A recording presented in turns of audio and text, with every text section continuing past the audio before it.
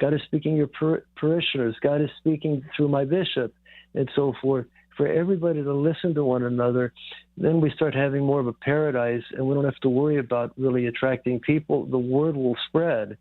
And I've seen that, and the parish that I'm attached to is a model of that. I agree with you 100%. And of course, Orthodoxy right now in this country is experiencing a kind of, here's an overused word, but like an unprecedented growth where many of our parishes have parish. And then we're going to talk about your organization, and we're going to bring some folks on from your organization and talk about how our listeners can help. You are listening to Ancient Faith Radio. We are talking about the American mission field. How can we grow the church in North America? You're listening to Ancient Faith Radio, and we will be right back. Father Tom will be back in a moment. In the meantime, the lines are open at 855-237-2346. Don't go away.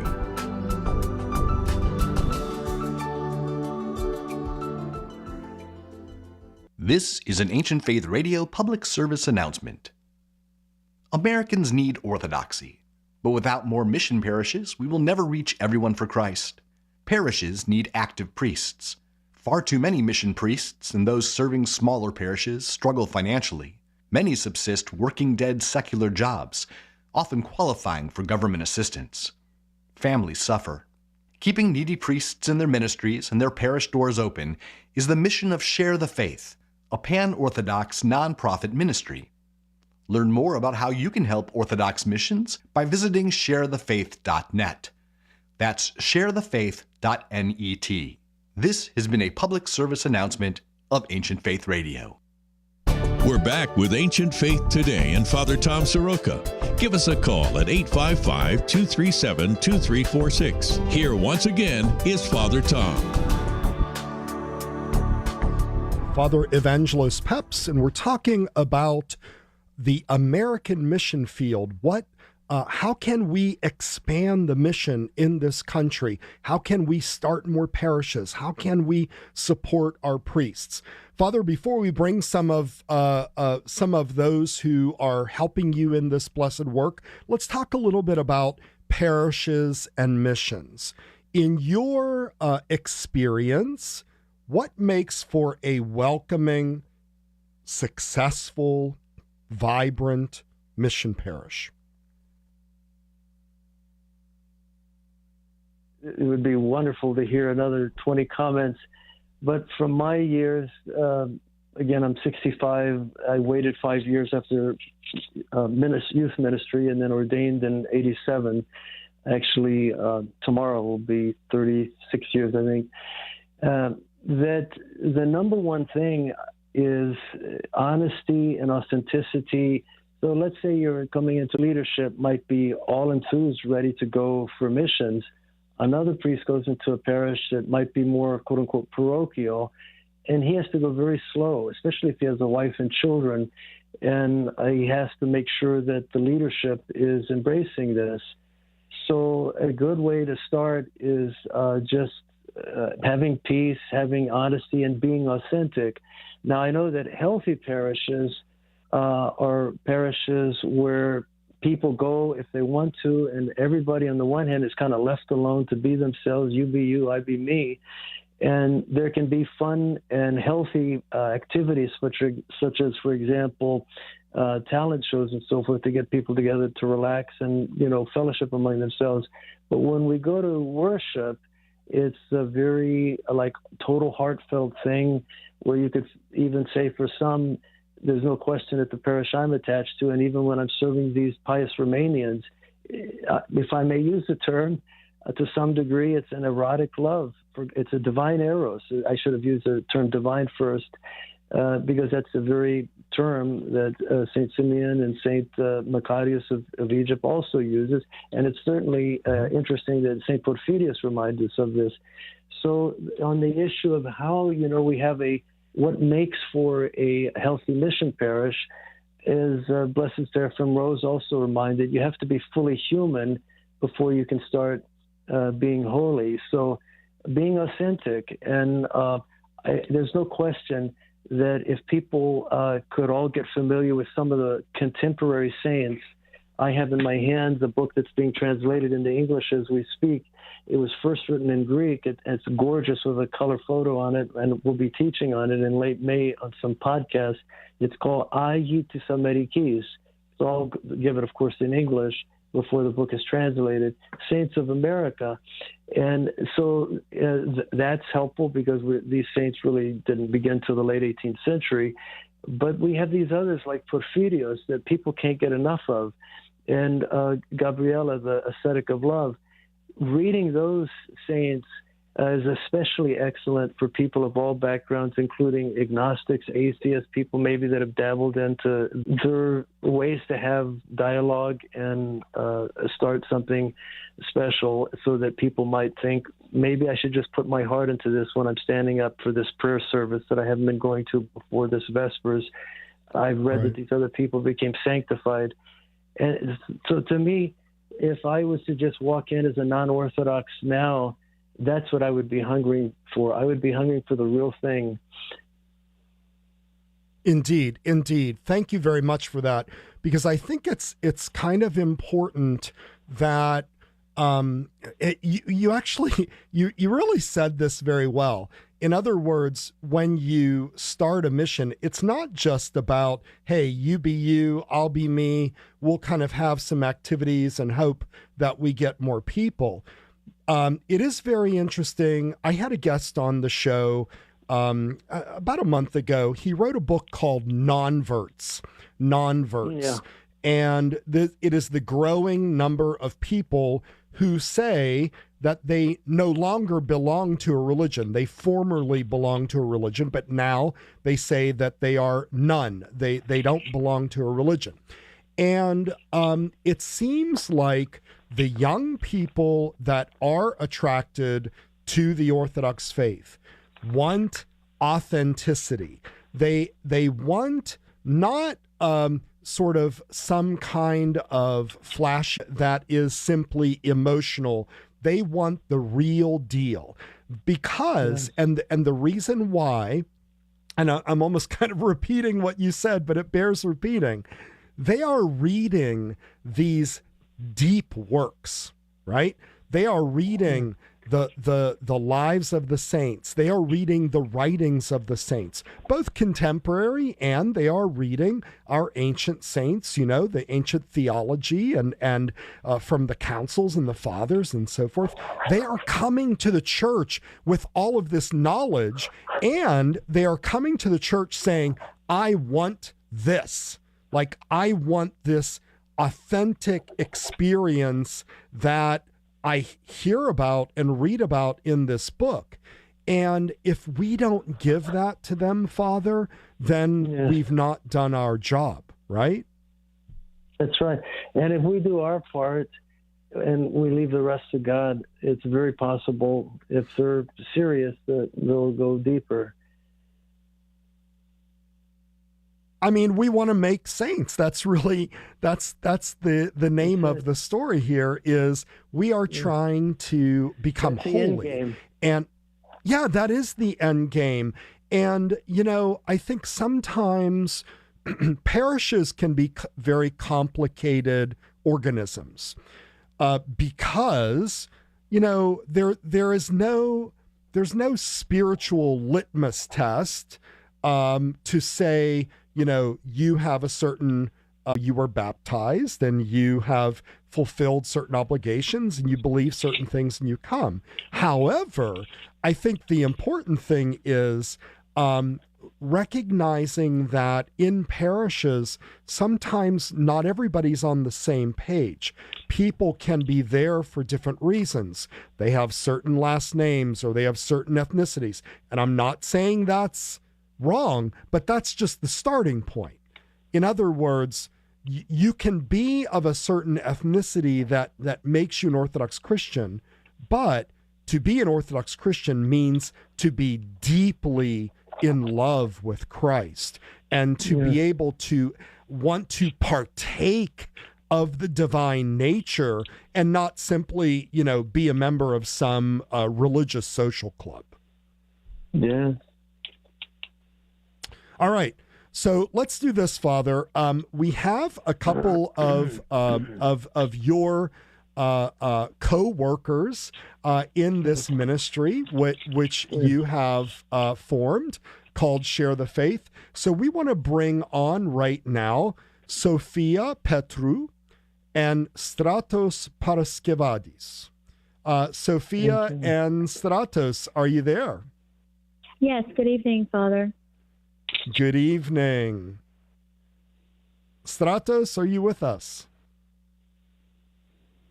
Okay, I'm not sure he can hear me, but Sophia, welcome to Ancient Faith Today, and tell us a little bit about yourself and how you and Father Evangelos came to work together on this project.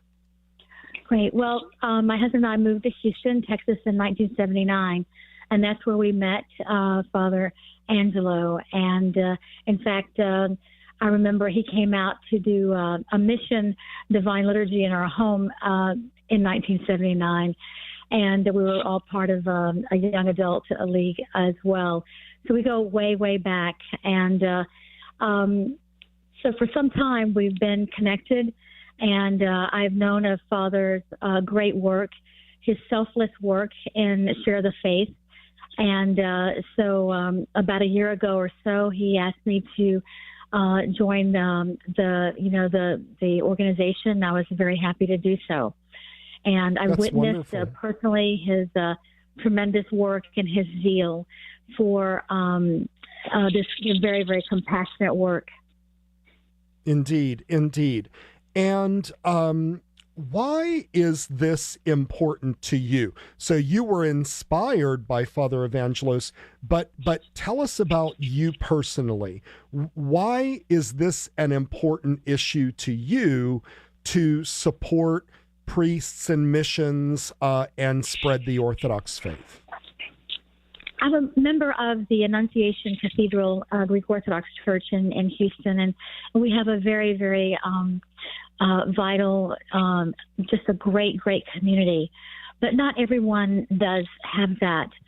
And I also know the struggles of growing a church as well, as we have seen a few churches in the Houston area sprout in West Houston and South area and so forth. And it takes a lot of effort to grow a church and a lot of support. As our communities grow and spread and move about the country and so forth, not everyone has access to a large church or any kind of Orthodox church. And so our priests have to go out where the people are, whether there's 2 or 3 gathered in, his name. And I've seen Father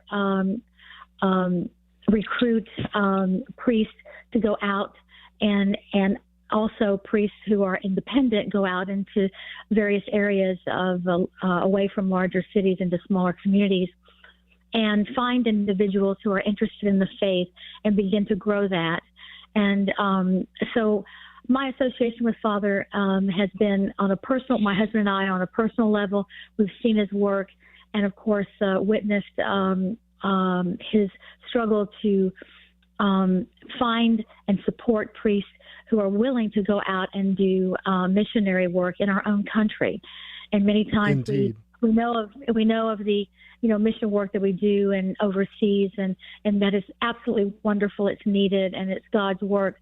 But we have so much need here in our neighboring communities, not far away from our own homes, where people, for one reason or another, can't come in or go to or there's not something available in the Orthodox faith. And so sending out and finding individuals to do that is difficult, and they also need support, financial support.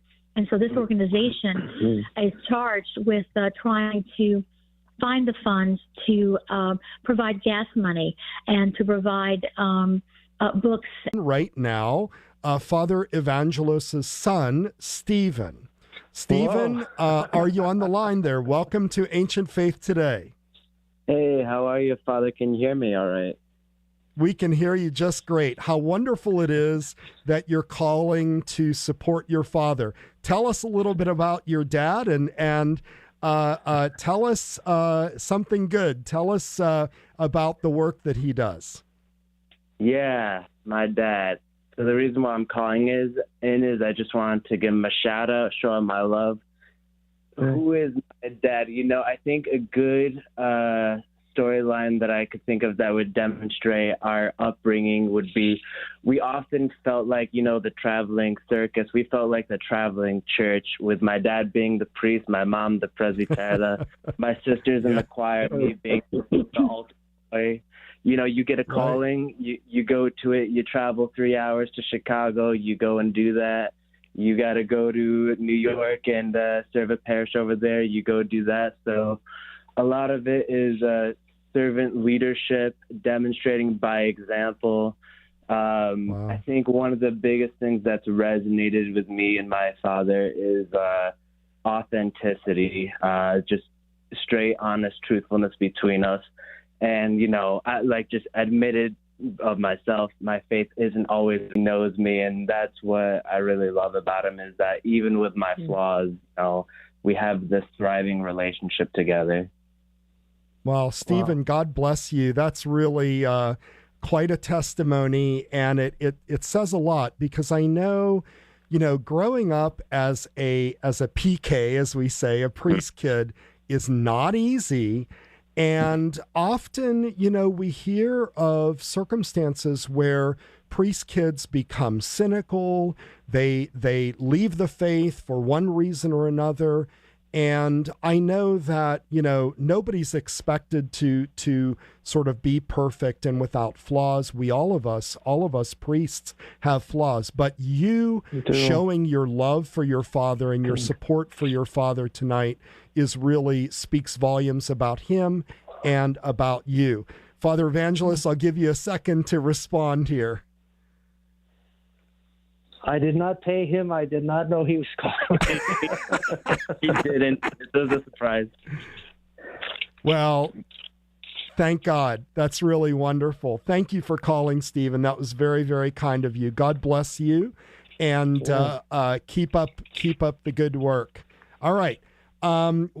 So we now have on the line Stratos Paraskevadis.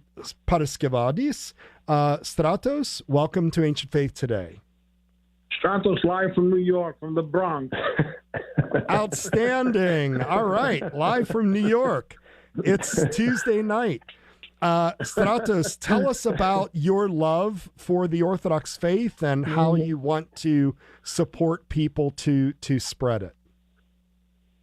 Well, it started when I was 19 years old, and our faith has been burning. The Holy Spirit has been burning within me. And everybody that I see, it's the third or fourth sentence, and I always lead the conversation towards God and salvation and the good news. It's very interesting that you say that, because earlier on in the show, Father Evangelos and I were talking, and I think we all agree that there can be a presentation of orthodoxy. I'm not saying that there is truly any orthodoxy without Christ, but those who are Orthodox, especially those of us who grew up in the faith, we can kind of forget what it's all about. Would you agree that this has to be about Christ, the centrality of Christ in our lives, and working in our lives and making us holy? And that's really, it kind of goes back to what Stephen said. It's this authenticity that people are hungering and thirsting for. Would you agree? Absolutely, 100%. We have to pray unceasingly, and also to spread the word whenever we can. And everybody has that little flame in their hearts. And with the Holy Spirit and speaking through us, we become instruments of peace.